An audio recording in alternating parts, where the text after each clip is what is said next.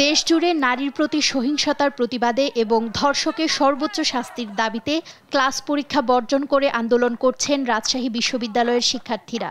রোববার সকাল 11:30টায় প্যারিস রোডে বিক্ষোভ শুরু করেন শিক্ষার্থীরা।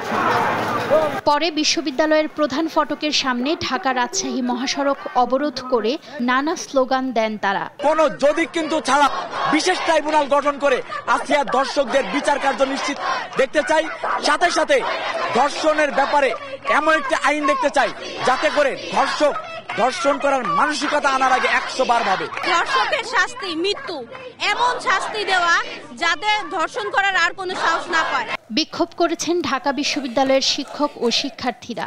বিভিন্ন বিভাগ থেকে বের হয়ে খণ্ড খণ্ড মিছিল নিয়ে ক্যাম্পাস প্রদক্ষিণ করেন তারা। ধর্ষকের ফাঁসির দাবিতে বিক্ষোভ ও অবস্থান কর্মসূচি পালন করছে ঢাকা মেডিকেল কলেজের শিক্ষার্থীরা।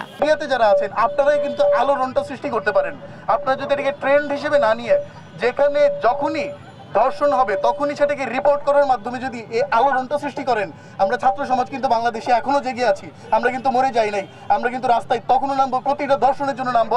জাহাঙ্গীরনগর বিশ্ববিদ্যালয়েও শুরু হয়েছে আন্দোলন। ঢাকা আরিচা মহাসড়ক অবরোধ করে বিক্ষোভ করেন শিক্ষার্থীরা। মাগুরায়ও চতুর্থ দিনের মতো সাধারণ শিক্ষার্থী ও সাধারণ মানুষ আন্দোলন করছেন। শহীদ সোহরাওয়ার্দী কলেজ থেকে বিক্ষোভ মিছিল বের করে শহরের চিফ জুডিশিয়াল ম্যাজিস্ট্রেট আদালতের গেটে জমা হয় ছাত্র জনতা। কুমিল্লার কান্দিরপাড় পুবালী চত্বর থেকে মিছিল শুরু করেন শিক্ষার্থীরা। পরে পুলিশ লাইনসে অবস্থান নেন এবং স্লোগান দেন তারা। নুসরাত শোভা, নিউজ ডেস্ক, দেশ টিভি।